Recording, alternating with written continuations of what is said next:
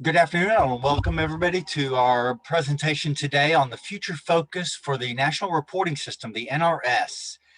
Today, I'm joined by a really great esteemed team that are very active in the field on the area of performance accountability and really advocating for getting the best that we can out of our performance for our adult learners. We're real happy today. What we're doing is presenting kind of a second update on comments that are being made by the public on changes being made to the national reporting system. So this is in process.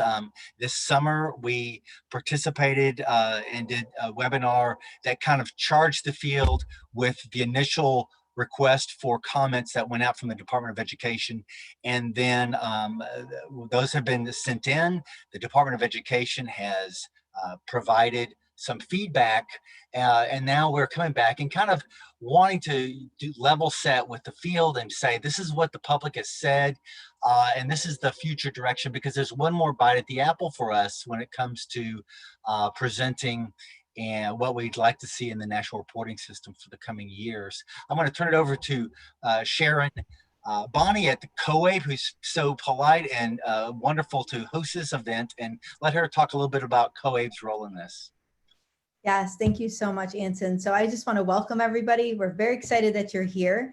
And our goal really is that we're trying to help the field in a way to advocate for themselves. We hear so often that these testing requirements are such an issue, and they're really causing problems for the field. And we're going to hear a little bit more about that and ways that we can successfully advocate for ourselves. And this is one way. So I love this picture that Anson had actually put out originally, because I feel that that is what we're talking about here, is the issue of the exam taking. I also would like to now go to the next slide, Anson, if you will, and talk a little bit about our presenters.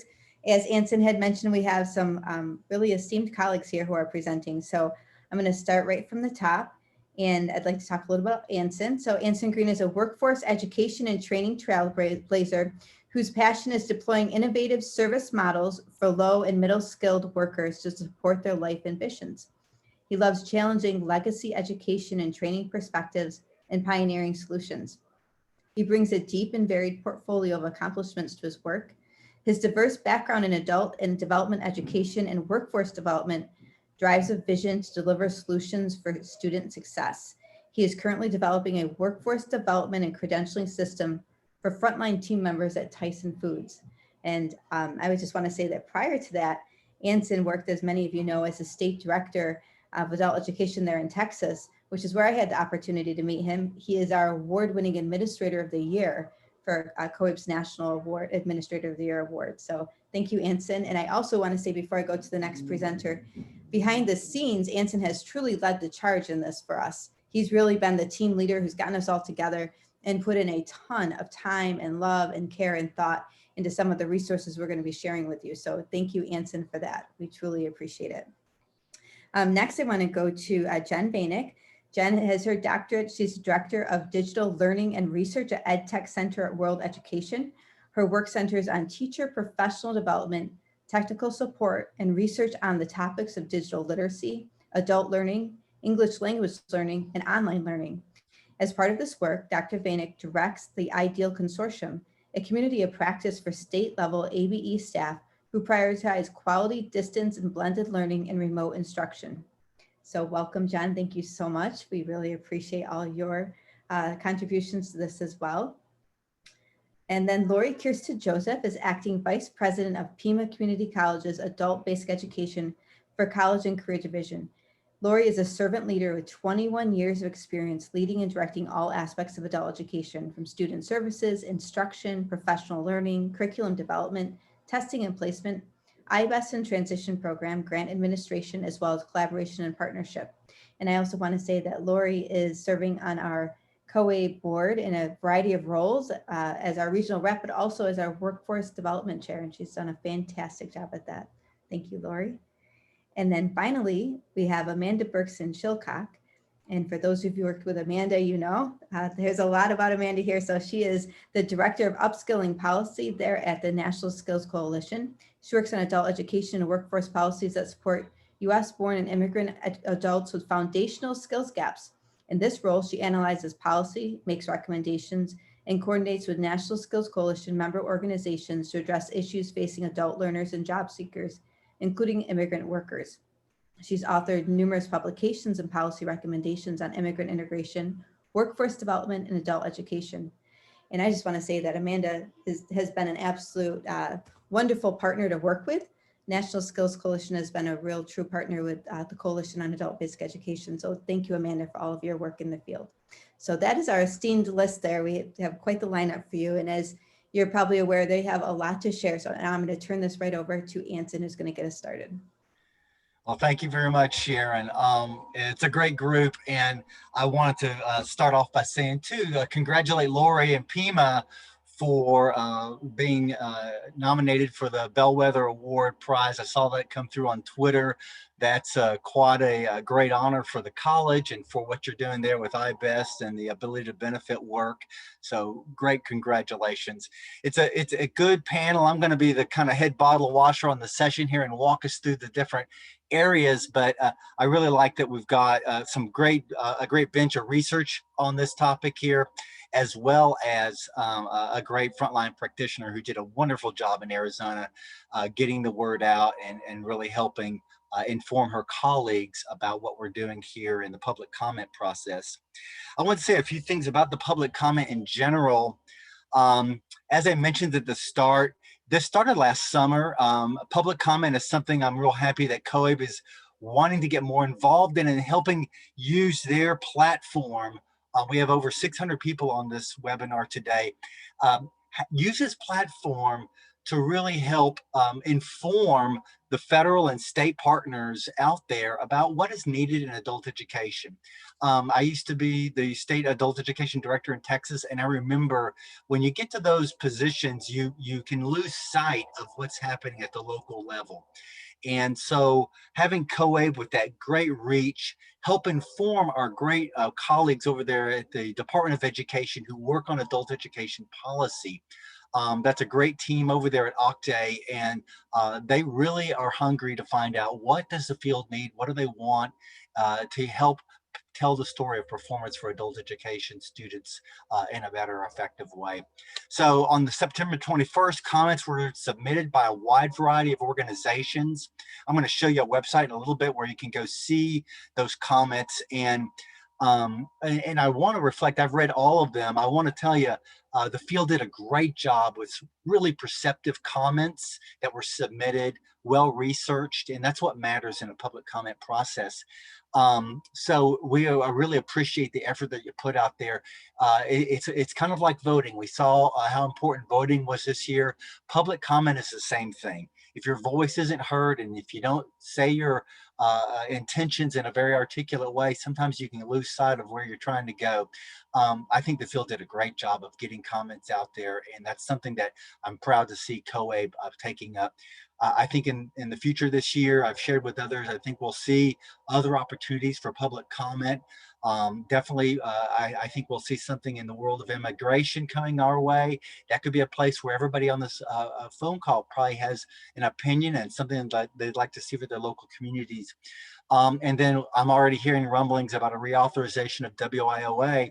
There again would be another wonderful opportunity for COABE and the members out there to participate in that public comment process. So here we are today. On the 24th, OCTAE released their response to the comments that were submitted in September.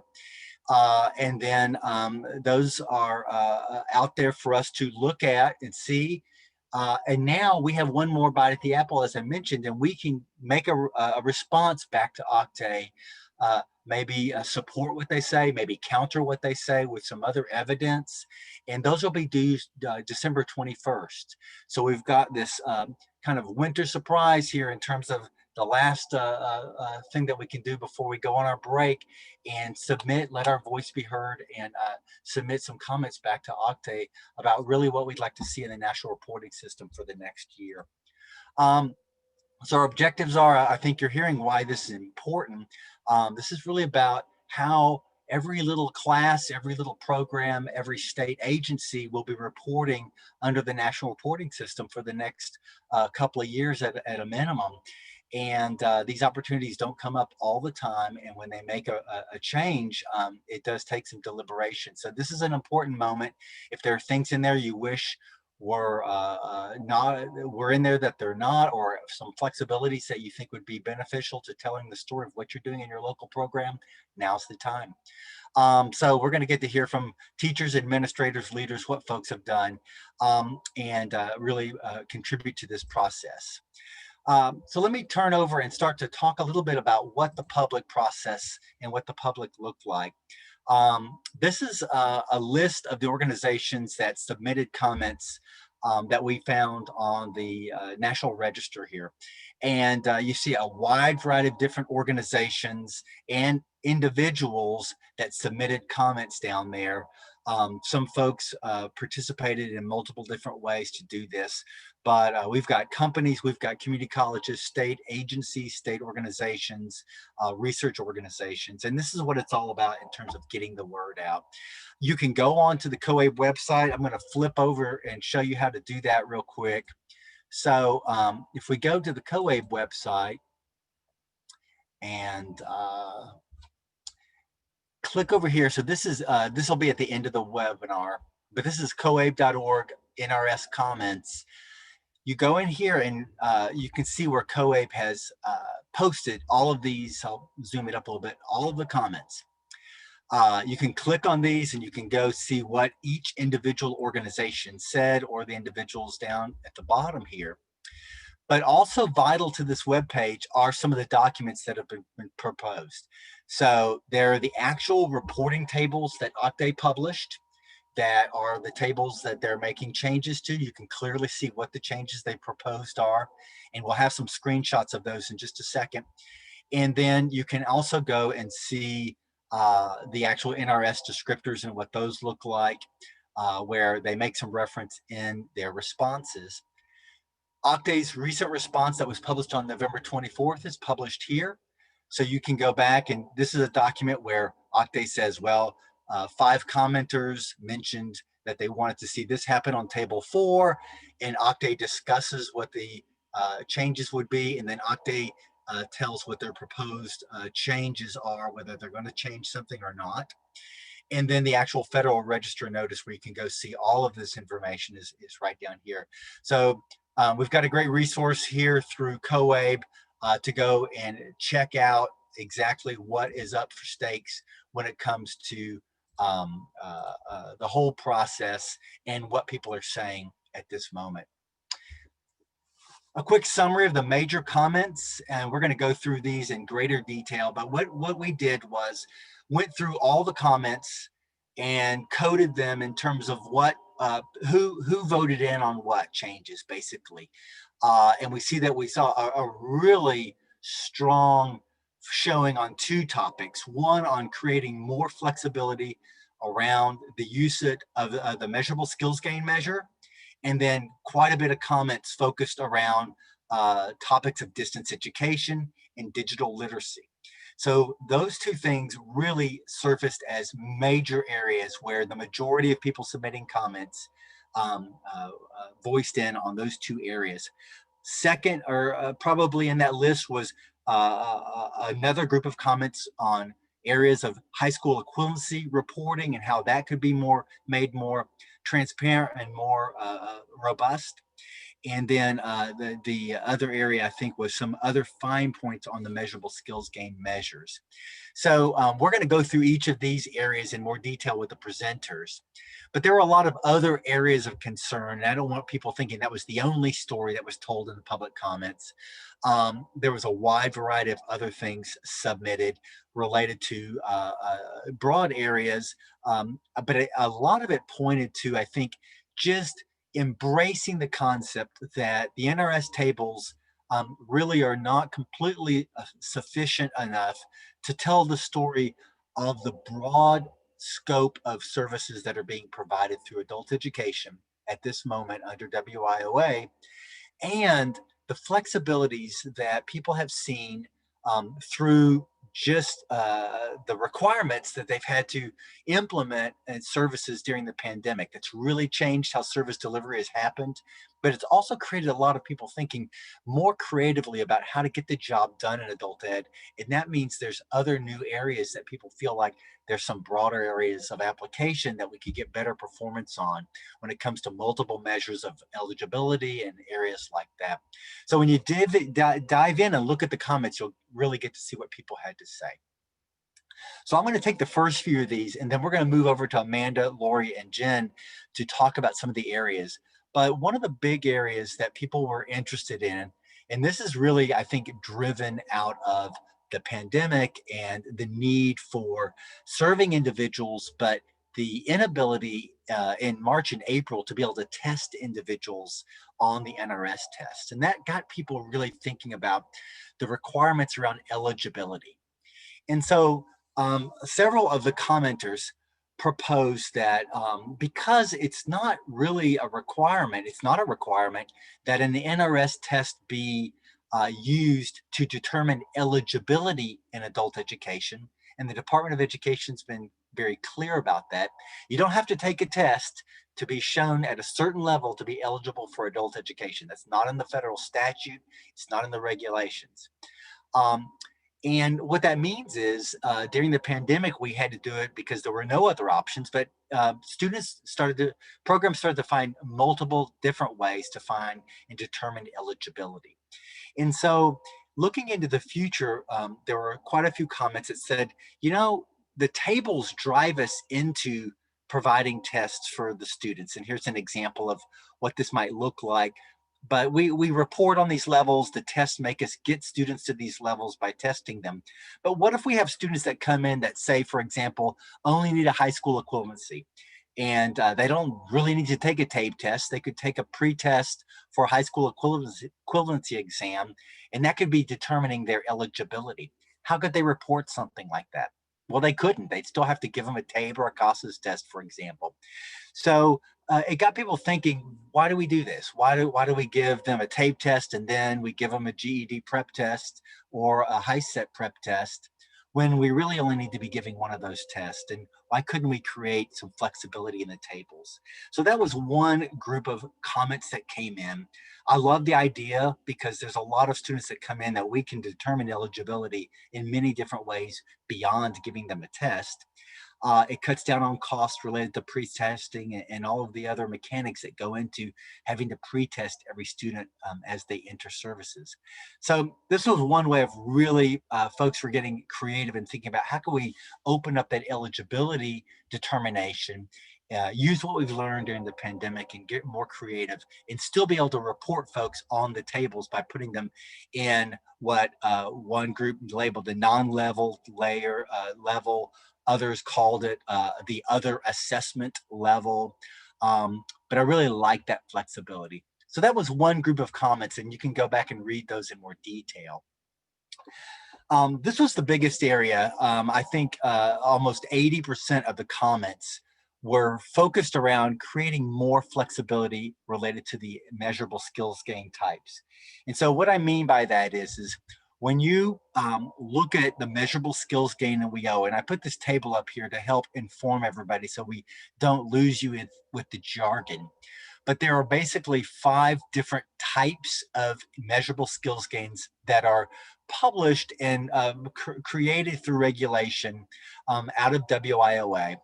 And these are implemented by the workforce programs, by the vocational rehab programs, and by the adult ed programs.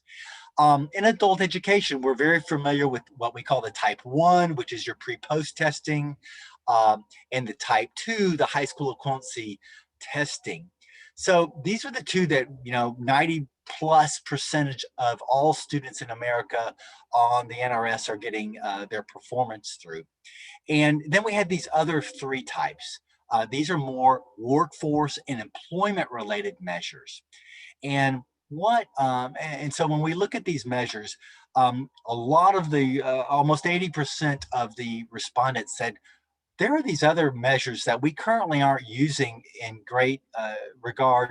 They're using it all in adult education. The type 3, the type 4, the type 5. These are transcripts and report cards, progress reports on employment milestones, and passage of certain exams on credentialing exams. Those are things that a lot of individuals in adult education are earning, but there's no way to report them. And so that's the broad area we saw a lot of people wanting flexibility. And this is the area that actually is out for comment from the Department of Ed on the tables. This is table 4. And what OCTAE was seeking information on was saying, we'd like to open up this broader group of eligibility of measurable skills gains, broaden that up for the integrated education and training program only. And so that was what they were asking the public to weigh in on. What the public said was, we think this is a really good idea. There were no comments against the idea of opening these 5 MSGs up for the IET programs. But there was 80% of the comments were saying, why don't we either open up all those MSGs, 1, 2, 3, 4, 5, for all participants, or another subset was saying, why don't we open them up for participants in workforce preparation activities, workplace literacy, or the IELCE program. So these were folks that were saying, we do credentials in workplace literacy programs with employers. I work at Tyson Foods. Our students that are in our adult education programs are taking employment-based tests all the time. And they want to learn to read better, or learn to do math better, or learn to speak English better so they can pass those tests for their jobs. There's no way we can report that right now because it's a workplace literacy class. It's not an IET. Workforce preparation activities, which Amanda's going to talk about in a second here.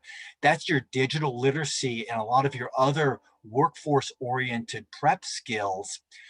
There's no way to report that. We're doing tens of thousands of digital literacy preparation classes right now in America, and that activity is not getting reported.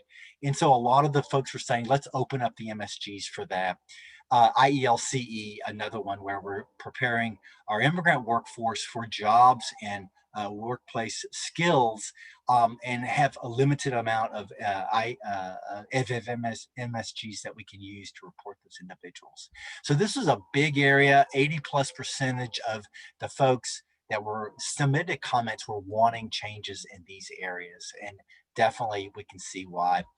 When you see what people's arguments were, they looked at like the definition in statute of workplace literacy and said, look, it says that the goal of workplace literacy is to improve the productivity of the workforce, not make a gain on a TABE test, not make a gain on a CASAS test, but a productivity measure. And when you look at these MSGs 4 and 5, these are really measures of worker productivity. Milestones at work, apprenticeship milestones, and milestones in training, credentialing milestones, not necessarily in an IET, although they could be, but in workplace literacy programs in general. So that's examples of the kind of evidence people were putting out there to make the case for MSGs being expanded for different types of programs. We applaud what the Department of Education wants to do with IET. That is a fundamental great move that I think everybody's applauding, but we really think there's some growth there that we can actually bring this into some of these other types of activities that are allowable under adult education. And there's great report and great evidence in the statute and the regulations to do that. The next one too, I'll continue on, has to do with exit. Those of you that use the measure, individuals that are in adult education and they enter post-secondary education can get a gain if the individual exits. And so a group of commenters were like, this exit thing causes challenges for us. Why could not we get the credit if an individual transitions from adult ed and is continuing to get adult education, maybe in lieu of developmental education, but they enter college? That should be counted as a gain. And so there were folks that said, here's the measure. States may report an EFL gain for participants who exit the program and enroll in post-secondary education or training during the program year. Why don't we get rid of this exit? Because it creates all kinds of perverse behaviors on the adult education side in terms of folks worried about, are they going to gain? Is the individual going to exit in time for them to get the performance measure? And I want to show you some examples of what that looks like. So here's how the measure works. A student's in a period of participation. Before the end of the program year on June 30th, they exit, and they need to enter post-secondary education and training before the end of the program year. So you can see that calculation of the exit. So this is how the measure works. But you have to have that exit, and you have to be in post-secondary education before the end of the program year. So the next example is really where people, a good example of why this causes challenges. There's a lot of students that are in high school preparation programs. They're high school equivalency preparation programs, and they want to go into an IET.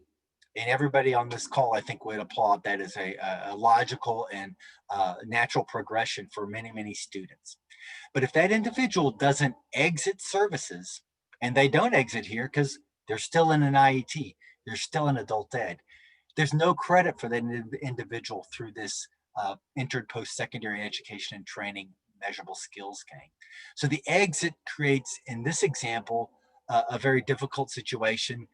It means that the individual high school preparation class is either going to have to earn a high school equivalency, or they're going to have to take a TABE or CASAS post-test, and probably take a test when they enter the IET program for the college. So there's all this extra testing that has to happen that's really not needed.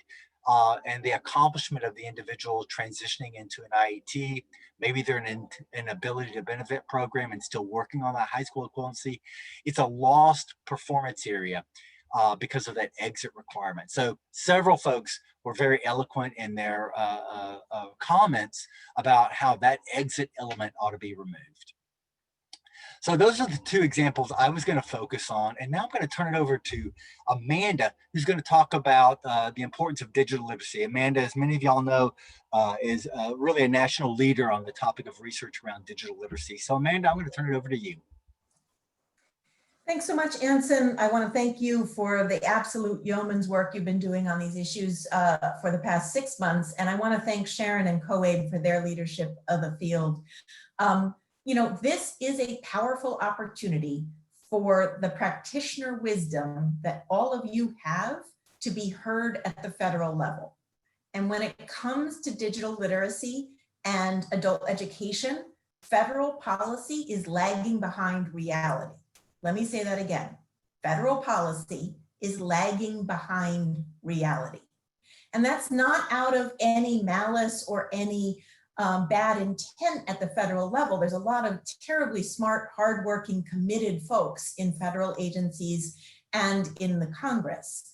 The challenge is that we're working out of a system that was not set up for the labor market that we see today, and certainly not for a COVID reality, right? So certainly since the pandemic hit, and even before that, you as practitioners know that digital literacy is a component of what you've been helping adult learners to acquire, either as foundational digital skills, as they are getting kind of baseline comfort level with not just using a smartphone, but actually using a mouse, using a tablet computer, things like that. But also, in many cases, some of you are teaching digital literacy in the context of technical skills training as part of integrated education and training programs, right? Maybe you're doing a program for home health aides and you're helping them learn to use the app they're going to need to do to report their hours to get paid. Maybe you're teaching mechatronics and you're helping folks who are going to be going into those jobs learn how to use the kind of entry-level software they might have to use. Maybe you're doing retail training and you're helping retail workers learn how to use a price change app or an inventory control app, right? Maybe your learners are bringing in things that we in the field usually call realia, right? Examples of a real life piece of material that they've encountered, right? It used to be a bus schedule or something like that. Now it might be a photo with their smartphone of the cash register they have to use at work and how elaborate it is now that they have a point of sale device, right? So you're doing all this work and we're not getting credit for it.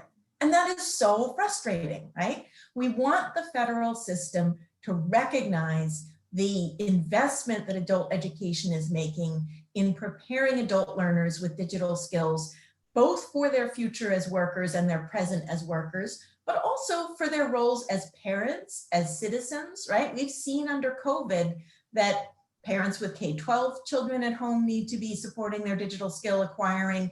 Parents who are trying to do telehealth appointments to maintain their health and well-being need digital skills. Parents who are unemployed trying to find a job need digital skills. The list goes on and on, right? But at the moment, digital literacy is buried pretty deeply within the WIOA statute, but it's very clearly called out as a Title II allowable activity, right?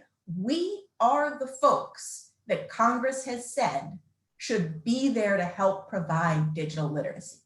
And we're doing it, and we're not getting credit for it, right? And so one thing that we, sort of see in the comments that were submitted to OCTAE around this NRS was, a chorus from the field of folks saying, look, there ought to be easier and clearer ways for folks to be able to count digital literacy skills as a measurable skills gain. It's real, it should be counted, we should get credit for it. And, we haven't yet seen the progress from OCTAE that we'd like to see in letting that happen. So we need your voice. We need you to submit a comment by December 21st that reiterates how important this is and why it's important. And I encourage you to not let the perfect be the enemy of the good here, right? You don't have to craft the world's most elegant prose. You can craft 2 paragraphs that say, here's who I am, this is my organization, this is a learner, imaginary case, that I work with, and this is why counting digital literacy as a measurable skill gain matters for our field, right? It matters because Congress is extremely aware of the importance of digital literacy skills. And if we want to get more funding for adult education, we have to help Congress connect the dots about why the role of adult education is so important in helping people build those skills. Now, you might be thinking, well, OCTAE already said no on some of this. What's the point in asking them again? There's 2 points. One, every comment you submit is part of the administrative record. That means it's something that civil servants within the federal government can go back and refer to in the future as they develop additional guidance and proposals and rulemaking for the field. And secondly, it's something that we can point to when we talk to legislators, right? So for organizations like mine that are regularly engaged in federal advocacy or like COABE, we will be bringing to Congress as WIOA reauthorization gets underway next year. Here is what we hear bubbling up from the field, right? This is what folks are telling us needs to be changed, right? So I'm going to pause here because there's so much other wonderful information that my colleagues are going to share. Dr. Vanek, I know, has a lot of really useful detail to share with you, and I want to make sure she has enough time to do that.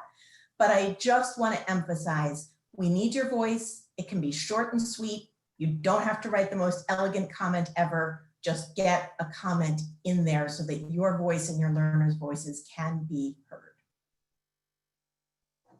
Great, thanks, Amanda, and thanks, Anson, and thanks Yeah. for being here. Yeah, let me say a word there, just a transition there. I want to underscore something Amanda said. When I was state director in Texas, the thing that just really frustrated me was the amount of individuals, and we've heard it, of course, during the onset of the pandemic, was this idea that doing digital literacy was something they had to do under the table. That it's like, well, how do I report this? How do I make this class like we're doing this? And I'm like, oh my God, of course you're doing this, but it was because they felt like it threatened their ability to get performance and to earn performance, that it was a distracting element. And as Amanda underscored so eloquently, it's critical to what we're doing. It's critical to what Congress intended adult ed to do. And it's a way that we can bolster our reputation to really be better positioned for funding and things like that, because we are providing such an elementary service. So let me turn it over to Jen and really talk about the distance education reporting elements of things. Jen, take it away. Great, thank you. Hello. So by way of introduction, I'll just say that the core of my work is supporting state level leaders and practitioners in sorting out how to implement scalable and equitable distance and education and blended learning programs. I do that through my work with the Ideal Consortium. And so I'm going to be focusing narrowly for a few minutes on comments surrounding tables 4C and 5A, which cover reporting for learners in distance education. And just to give you just a little bit of a illustration of my process here, I read through all of the posted comments, paying attention to anything about distance education. I read through OCTAE responses, and I reflected on the space between what was posted in the comments from the field and the OCTAE response. And I would like to say that I was pleased to see that the OCTAE response was very much aligned to, like, it was very clear that they had read all the comments and took them into careful consideration and tried to respond in some way. But based on my close work with Ideal Consortium leaders and with others in the field, it's very clear that there is room for policy shifts within reporting and distance education that would better serve the field. So before I want to jump into this, I just want to note that these tables were relevant for a much earlier time. As Amanda noted, it takes a while for policy to catch up with current practice. And so when access to technologies was not as widespread, and when distance education program and remote instruction were not essential for staying connected with learners, thinking about what happens with learning according to where the learning is happening versus, like in class or distance ed, made a little bit more sense. But today, in a time when there is such demand on getting adult basic skills learners up to speed with being able to learn online so that they can perform using technologies at work, in training programs at work, in post-secondary education, we really cannot stick with this geographically based mindset. So I've divided these suggestions from the field into 3 different themes based on what I saw in the comments. And so I'll just give you a summary of what these 3 themes are, the OCTAE response, and then some suggestions for you to actually write in your rebuttal to the OCTAE response. So the first one was a suggestion that Table 4C be updated to include the full complement of WIOA measurable skill gain types that that were also called for being evident on Table 4. And in the next slide, actually, what you can see here is that OCTAE did include, they did amend Table 4C to include the number of IET measurable skill gains shown on Table 4. So again, they didn't, it's the same thing that Anson was talking about earlier, where we really need the full range of measurable skill gains available to be reported on for learners, no matter the modality of instruction and no matter where they're doing their learning. So that's the rebuttal to that comment. If you're going to respond, this is some suggested language you might use to do that. The second area where we saw comments was people were requesting that OCTAE remove Table 4C and 5A. The field, it was clear from the comments, sees these tables, as many people see these tables as no longer relevant. Table 4C began as a way to gauge and evaluate learner outcomes for students whose distance learning hours were more than what they were doing in class. However, today, our systems around the country have implemented both distance and blended learning very fluidly to provide flexible access for students. And as states more fully integrate distance ed, it makes even more sense to consider not even addressing this table.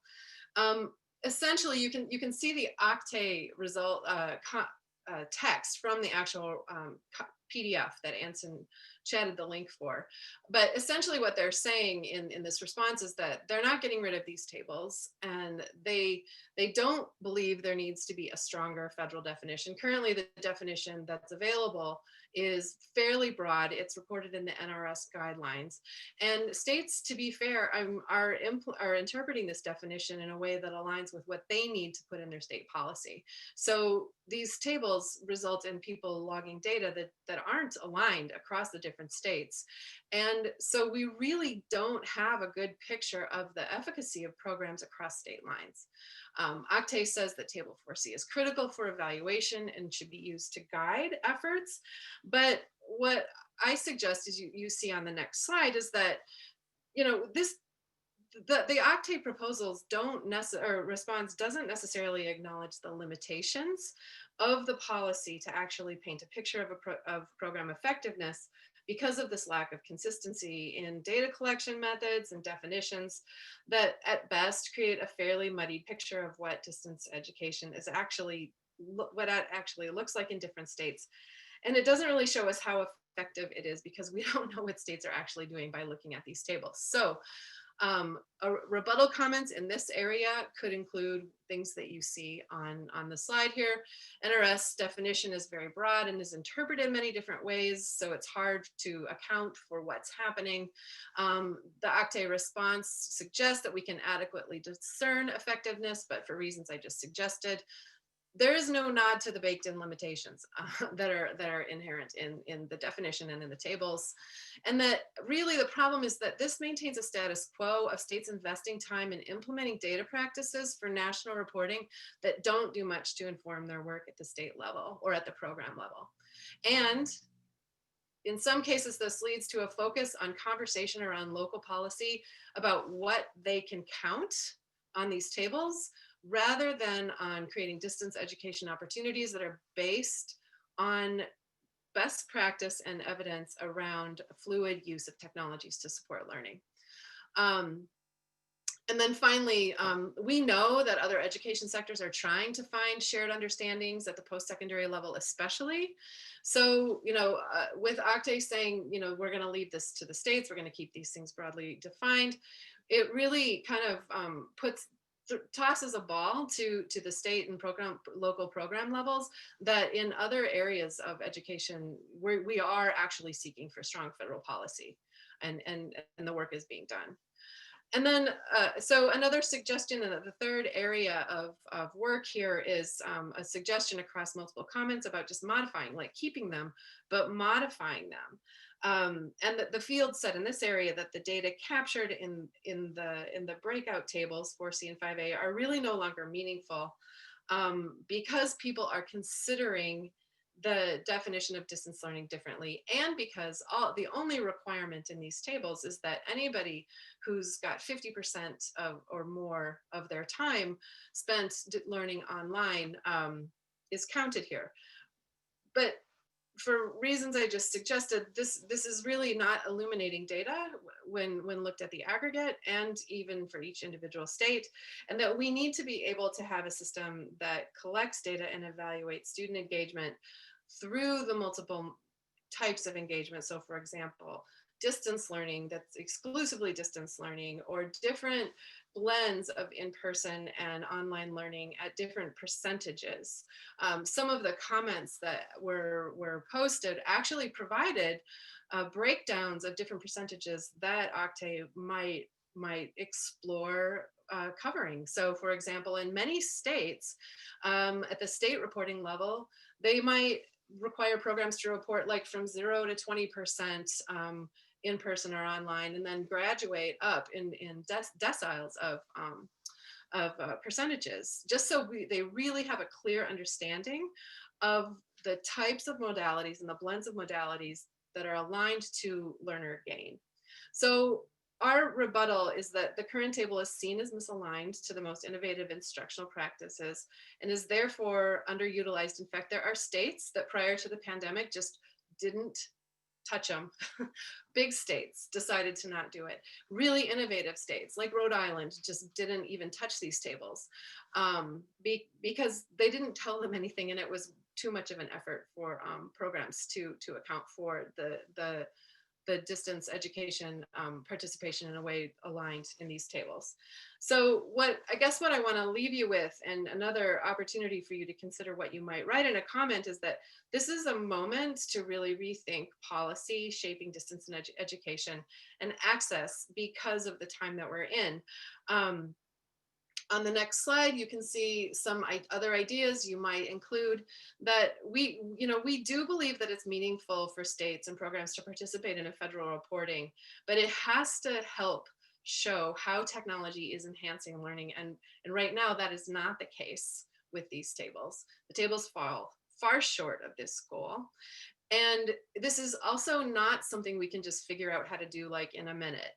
I really liked Amanda's, actually, if you go to the COABE site and you check out some of the comments, Amanda Burks and Chilcock's post from the National Skills Coalition is really meaningful, where, Amanda, you wrote that your organization is ready to engage in a thoughtful conversation about how we can kind of blow up this accounting for distance education and really make it something that's meaningful for helping programs improve their equitable and scalable access to distance education for all students. So we need a thoughtful conversation at the national level to rethink this current distance ed policy. And now is the time, because so many programs are grappling with how to use data to evaluate the distance education, remote learning, and blended programming that they've been able to manage during the pandemic. Oh, you're muted, Anson. Thank you so much. I appreciate the thoughtful comments and the suggested language.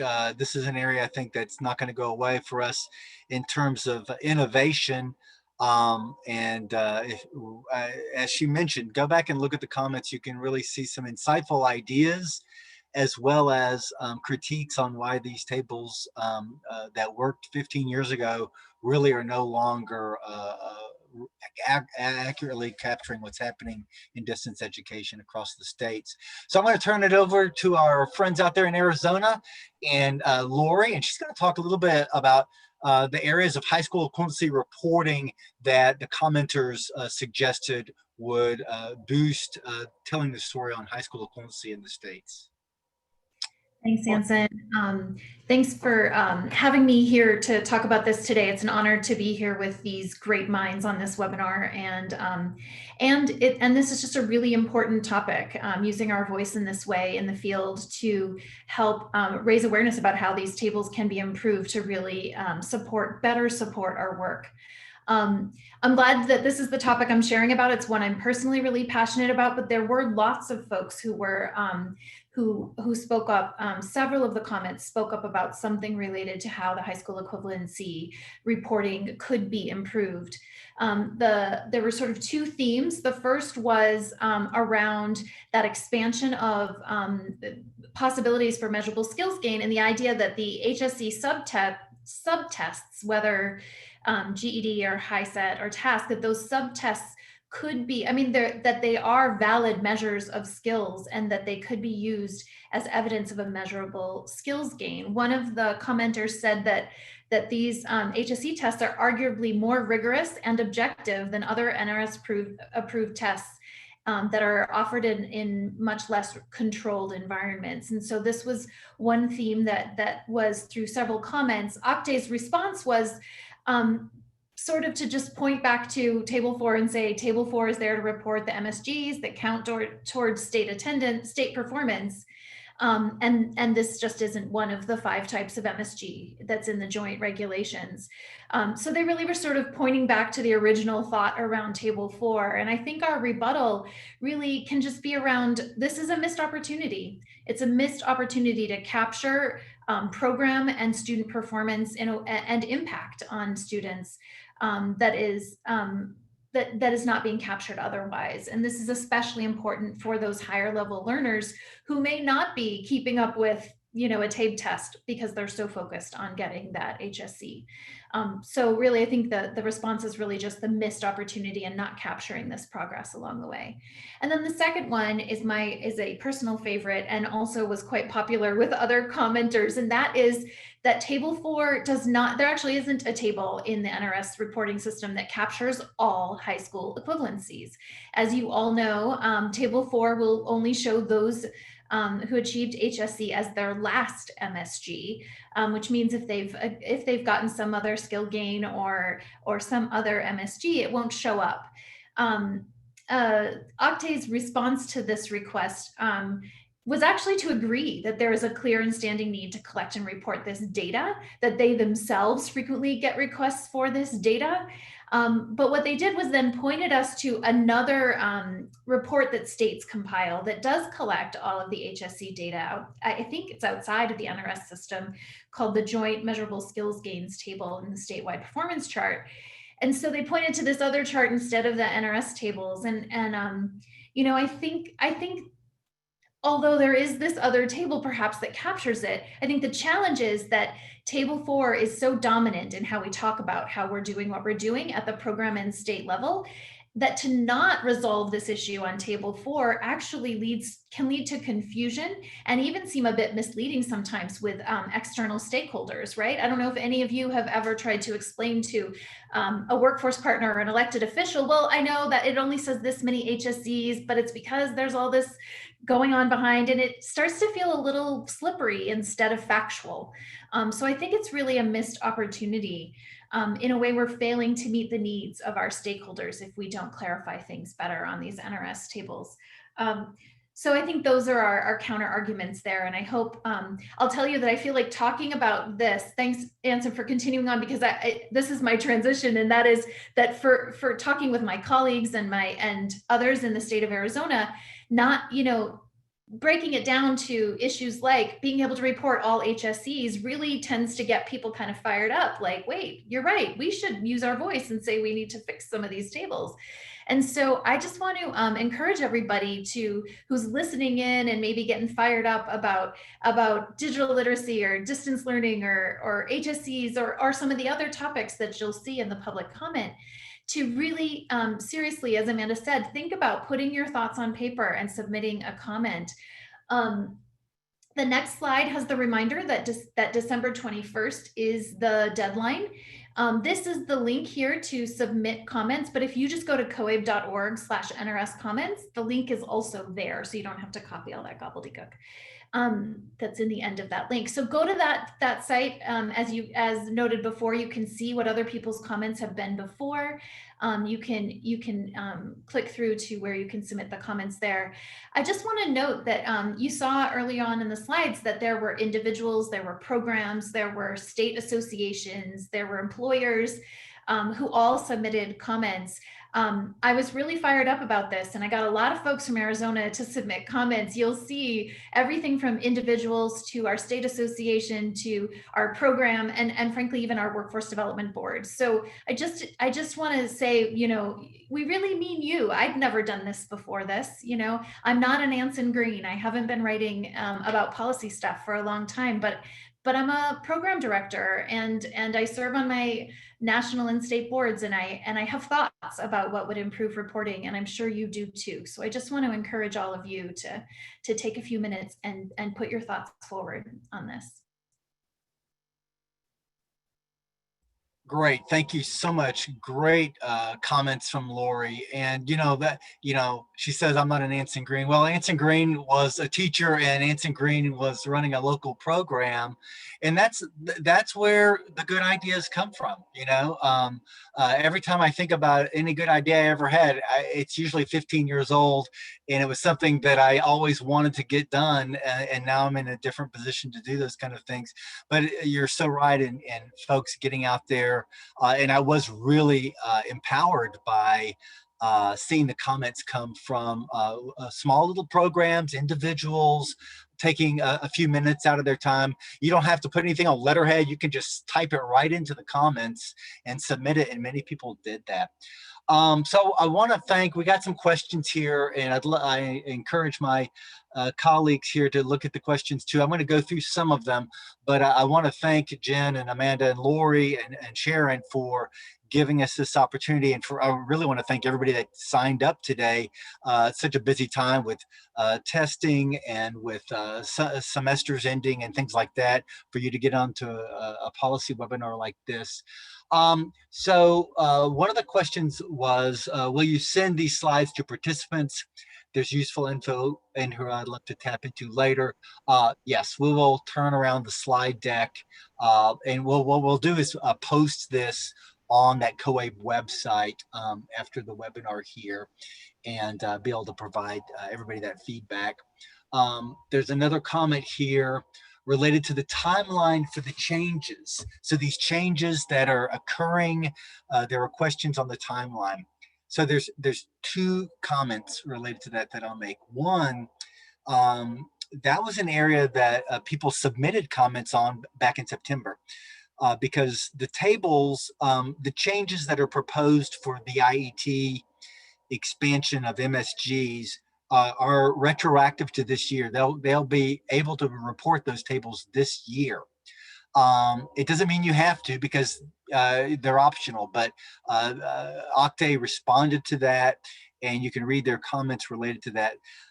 As far as these other ideas, the story isn't done with this yet, and I would imagine that if OCTAE changes some of their initial comments or modifies some of their responses, that those changes most likely will occur in the next program year, but some of them could be retroactive to this year, depending on what the change is. So it's really dependent on what kind of changes are being made to the tables, and whether OCTAE ascertains whether that would be a burden on the states to collect that, or if it will put states at a disadvantage performance-wise to make a change that would be retroactive.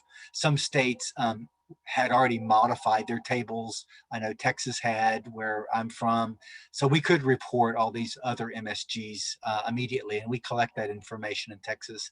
But other states haven't done that yet. So it is dependent on what the change is, and that typically determines OCTAE's designation of when they'll make it the implementation date. There's another idea about submitting a template. They really liked Amanda's idea of submitting a comment, and we all embrace that concept. We are going to be posting, and we'll bring notice to everybody that's on this webinar through your email, but we will be posting some template language, some of the arguments that you're seeing today and hearing today, so that you can more quickly articulate what you would like to say in your own comments that are submitted. That does help out, because not everybody's got the time to go research the citations and the regulations or in the law and things like that. Plus, it's really a great way just to inform yourself. I've learned so much over the last few months just from my colleagues. And that's the one area I would really encourage everybody. When you go back and look at the comments that were submitted, you still see areas where the field needs training. And so if you're a training organization out there or a state director, go back and look at the comments, because you get a good peek under the hood on where there's either some misconceptions or in areas where people still don't feel confident. Periods of participation is one that always comes up. It's a difficult concept. I trained hundreds and hundreds of thousands of people in Texas on that, honestly, and I never felt like I got done. So it is a good moment for us to kind of look at this kind of information, because at the end of the day, this is how we tell our story.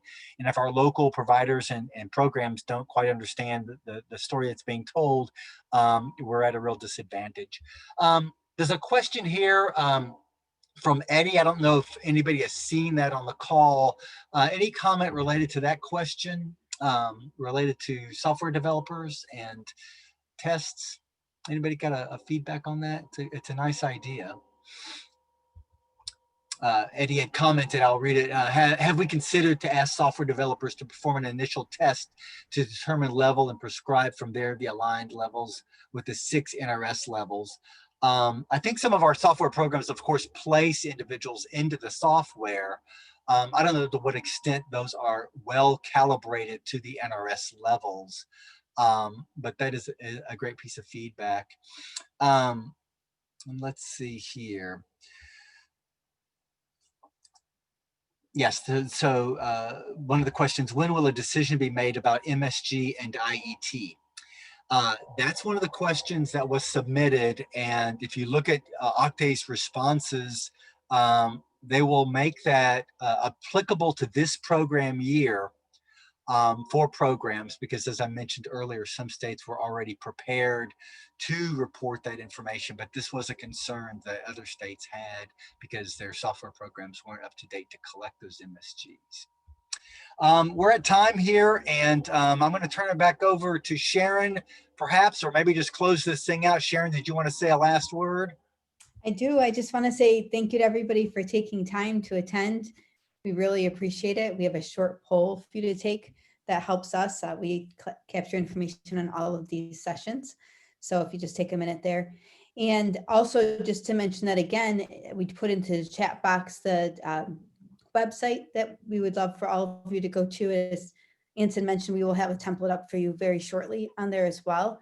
And just reiterating, the deadline is the 21st for your rebuttal. We all need to come together as a field so that we can really let OCTAE know that we really appreciate them, but there's a few changes we'd love to see. So I just want to thank you all. And I want to see Jen or Lori, do you have anything you'd like to say before we head off? No? Just Okay. thanks to Anson and Sharon for your leadership on this. Thank you. Thank you. Thanks, everybody. We'll see you on the next webinar. We're looking for your comments. Bye-bye. Yes. Thank you. Bye now.